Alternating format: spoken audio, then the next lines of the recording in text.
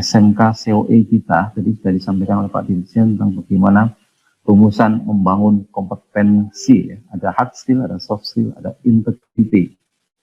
Yang isinya adalah soft skill di situ. Banyak soft skillnya lebih dominan, seperti tuntutan juga di era kita sekarang.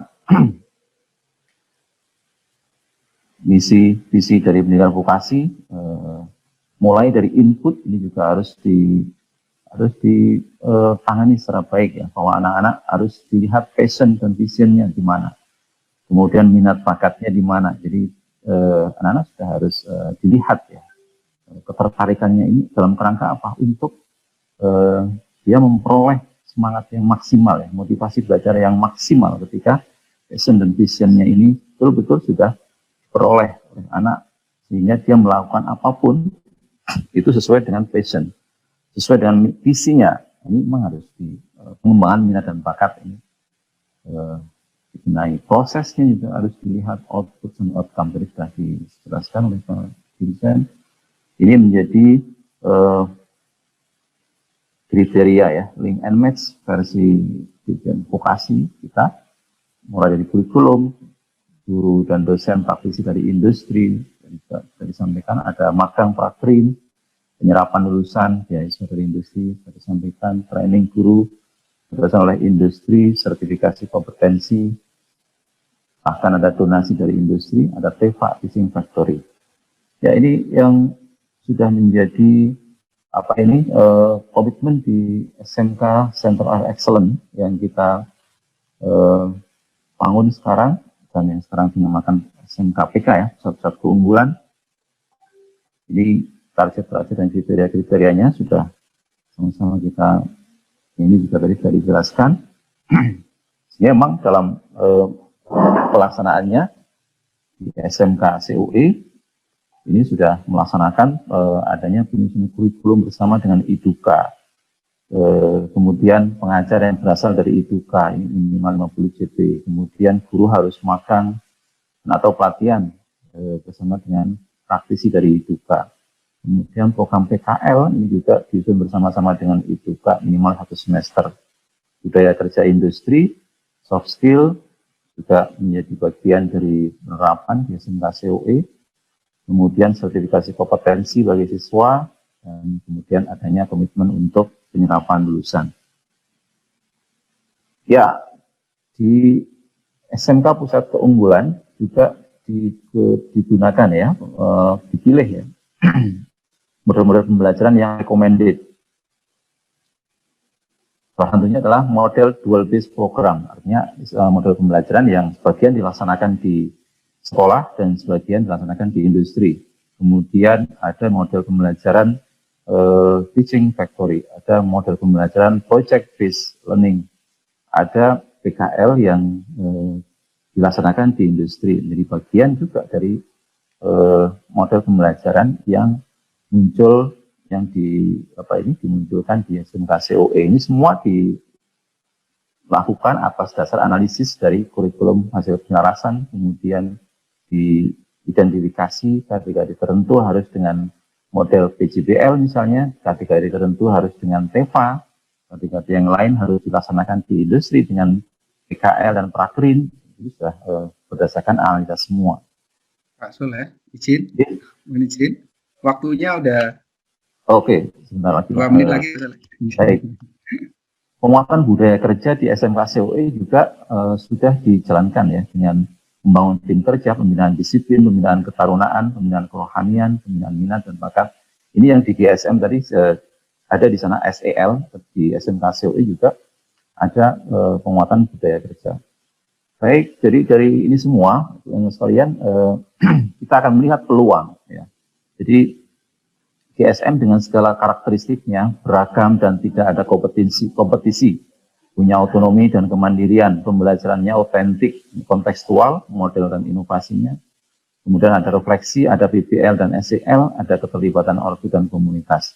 Ada ruang bagi passion dan talenta untuk berkembang, makanya harus visioner dan minat dan bakat harus dikembangkan. Ada pilihan, choice dalam pembelajaran, dan berpusat pada siswa ini kita gunakan karena ini menjadi roh dari GSM untuk selalu dibawa kepada pelaksanaan Superlink and Supermatch kita di SMK COE yang sudah dipilihkan ya model-model pembelajaran yang recommended seperti kolaborasi, BPL, PJPL, TEFA, dual program, kemudian termasuk STEM ya, deep learning ini juga.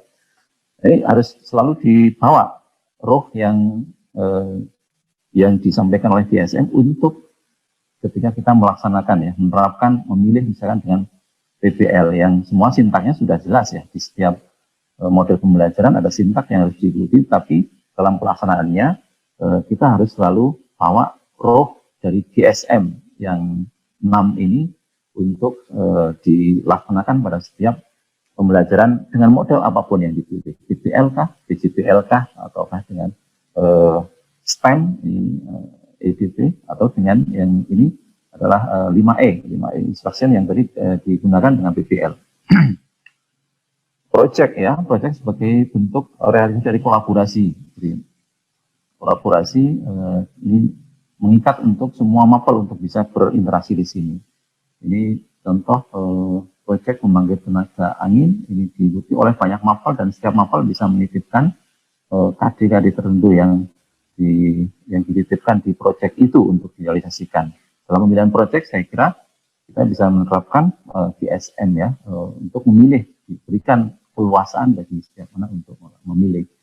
Ini sintak untuk PJBL. Demikian juga dengan TEFA, merancang produk, ini sintaknya membuat contoh, memvalidasi prototipe, mengorganisir pekerjaan, menjadwal, melaksanakan, mengevaluasi hasil produk sampai memasarkan hasil produksi. Peluang untuk menginsertkan DSM pun saya kira terbuka lebar. Merancang produk misalnya, jadi diberikan keluasan bagi anak-anak untuk memilih yang sesuai dengan passion dan visinya.